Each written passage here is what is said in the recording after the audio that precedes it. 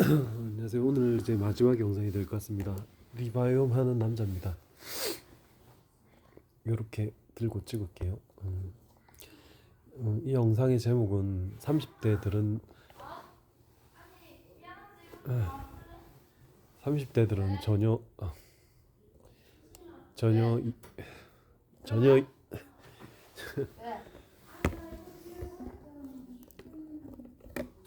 30대들은 전혀 이해하지 못하는 내용인데 40대 이상부터는 분명히 공감할 내용입니다. 어떤 내용이냐면 건강에 대한 거예요. 좀 지루한 내용인데도 제가 올릴 수밖에 없는 이유가 있고, 왜냐하면 저도 30대 때는 아무런 걱정이 없었어요. 건강에 대해서는 신경을 안 썼고, 이제 오로지 사회적인 성공과 돈을 벌고 또 어떤 성공에 대한 어떤 그런 걸 열심히 하는 게 많았죠. 그렇지만 이제 반드시 시기가 옵니다. 건강이 나빠진 시기는 사람마다 달라요. 저는 조금 일찍 겪었던 것 같아요. 그게 이제 재작년이었고, 그때 몸이 좀 확실히 많이 안 좋아졌고 걱정을 많이 했었어요. 그런 계기가 있는 사람들은, 그런 마디가 있는 분들은 이제 삶에 대한 인식이 좀 바뀝니다. 어떤 중요성에 대한 가치관도 많이 바뀌고요. 우선순위도 달라지죠. 물론 이제 그렇다고 뭐 열심히 일하고 돈 버는 게 중요하지 않다는 뜻이 아니라, 뭐가 더 소중하고 중요한 거에 대한 좀 더 이제 명확하게 볼 수 있다고 전 생각하거든요. 지금, 왜냐면 그 다음에 다음까지 다 생각을 해봤던 사람들이기 때문에. 근데 30대 때는 생각을 안 하는 게 정상이에요. 왜냐면 몸이 하나도 안 아프거든. 그리고 전혀 자고 일어나면 또 쌩쌩하니까 밤새도 괜찮거든요. 근데 30대는 전혀 사실 이해할 수 없는 부분이기도 합니다. 제 영상이 무슨 소리 하냐 이렇게 들릴 수도 있겠지만, 그래서 제가 H랩을 하게 된 이유는, 결국엔 우리가 병을 막을 수는 없지만 최대한 할 수 있는 노력은 하자는 거거든요. 그게 결국에는 내가 자기 자신이 해야 된다는 거고, 그 가장 기준이 되는 지점이 바로 식단입니다. 제가 보는 첫 번째가 식단이고, 식단이 엉클어져 있거나 계속 안 좋은 걸 먹거나 하면 몸이 계속 이제 나빠집니다.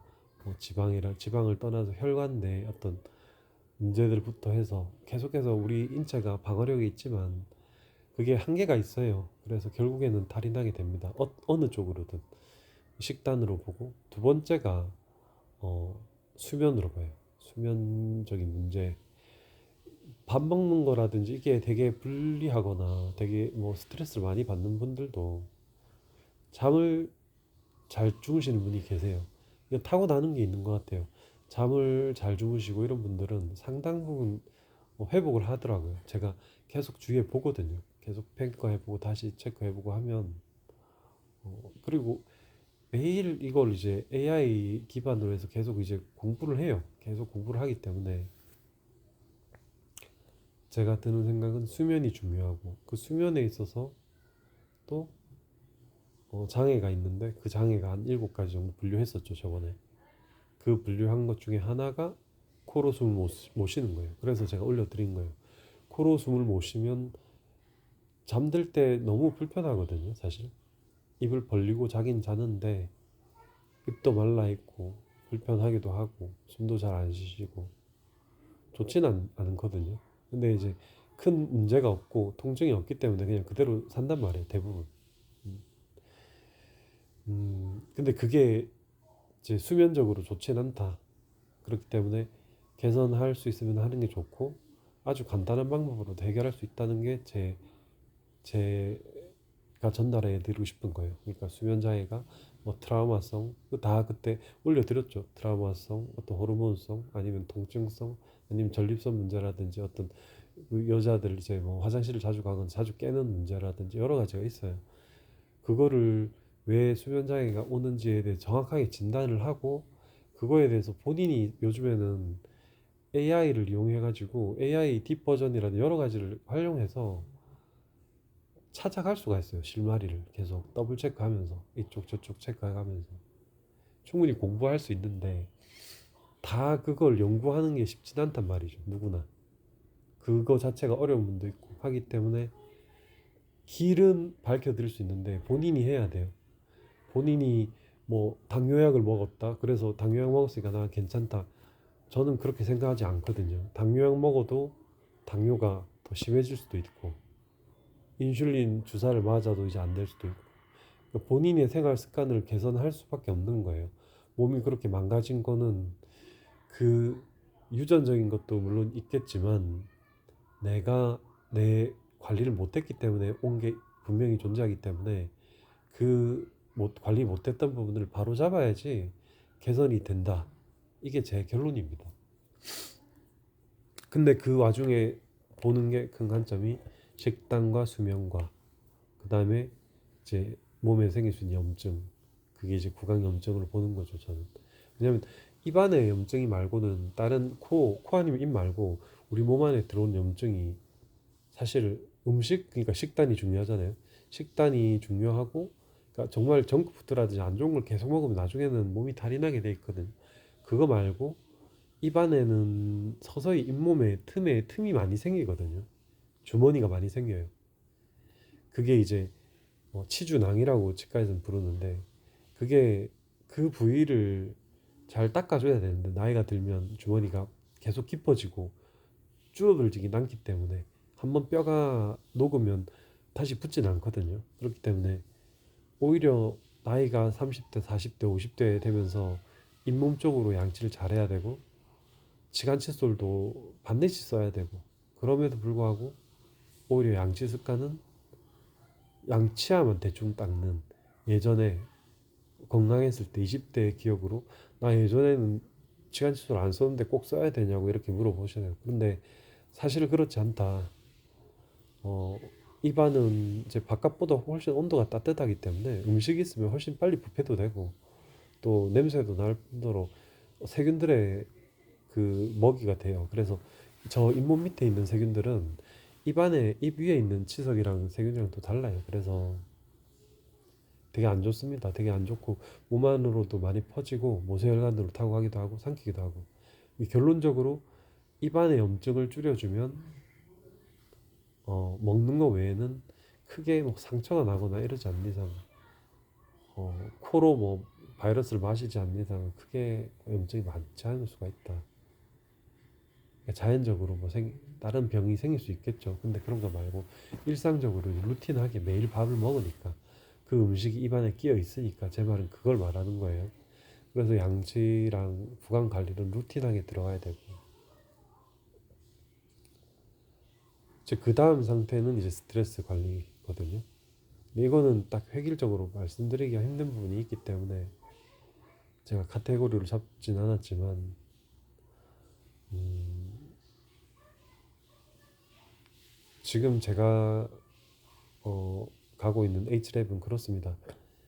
건강이란 거는 이제 놓치고 나면 사실 치과는 뭐 이가 빠져도 사실 임플란트를 하면 되고 또는 뭐 보철을 할 수도 있고 큰 죽을 병은 아니잖아요 사실.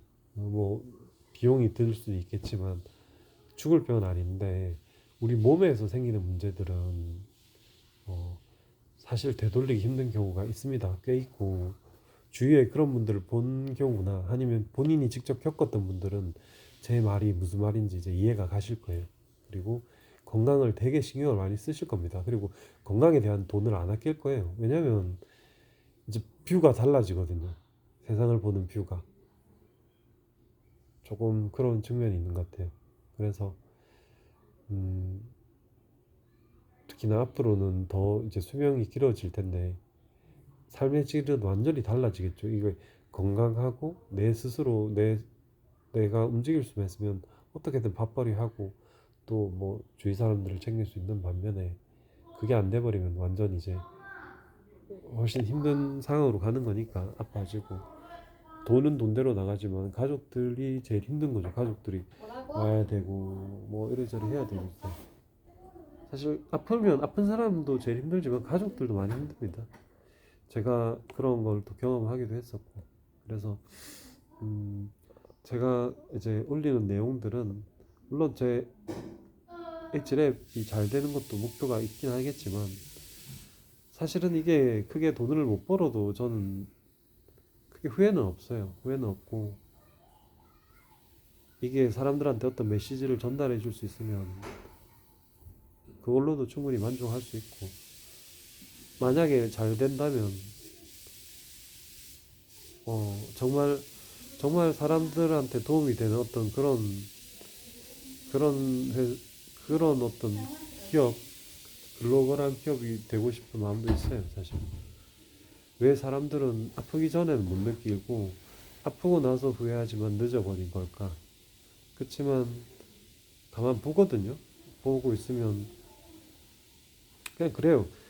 저는 이제 그 치과 치료에 사실은 뭐 오시는 분들을 이게 아프고 저게 아프고 해도 사실 어떤 마음이 되냐면 음 그냥 이제 이런 느낌이죠. 그냥 애들처럼 귀여운 느낌? 이해가 안 되실 수도 있는데 어 그냥 내 아이가 나중에 홀로 남았을 때 병원에 왔을 때 아무도 의지할 사람이 없는데 혼자 병원에 왔는데 이제 막 투정 부리는 느낌? 그런 느낌이 들 때도 많거든요. 그러니까 별로 싫지가 않은 거지 저는. 막 그런 사람들이 있어도. 근데 문제는 큰 병에 걸리면 이제 치과 말고 몸 안에 큰 병이 걸리면 뭐 이제 문제가 다르다는 거예요. 근데 그거는 우리가 다 막을 수 없지만 다 막을 수는 없지만 뭐 인력으로 안 되기는 하겠지만 그래도 생각을 하고 관리를 하는 게 맞지 않나. 저도 닥치고 나서 알았으니까 사실 제가 뭐 저도 똑같은 입장이긴 한데 먼저 조금 그걸 경험해 본 사람으로서 말씀을 드리는 겁니다. 그래서 오늘 마지막 영상이 될 것 같고 아직 유튜브로서 뭐 이렇게 지루한 얘기하면 또 아무도 안 보시겠지만 의미가 있다고 생각해서 오늘 마지막으로 영상을 찍어봤습니다. 어, 모두 건강하시고 본인이 건강한 게 본인에게도 가장 좋고 주위 가족들한테도 가장 줄 수 있는 선물이라는 걸 반드시 명심하셨으면 좋겠어요. 그러면 지금은 충분히 스스로 그걸 건강을 챙겨갈 수 있는 시대긴 해요. 물론 이제 사는 게 바쁘고 하다 보니까 그렇긴 하겠지만 맞죠. 그래서 어쨌든 뭐 너무 길어지기 전에 이제 이렇게 오늘은 마무리하도록 하겠습니다. 제가 잠을 못 잔 관계로 이렇게 이제 누워서 유튜브 찍게 돼서 좀 죄송하고요. 또 다음에 또 좋은 내용으로 좀 필요한 사람 실질적으로 좀 도움이 되는 내용을 좀 찍어보고 싶네요. 이제 내일부터는 좀 도움이 되는 내용으로 찍고 그분들한테 도움이 되었으면 좋겠다. 이런 느낌으로. 네. 네, 오늘도 고생하셨습니다. 감사합니다.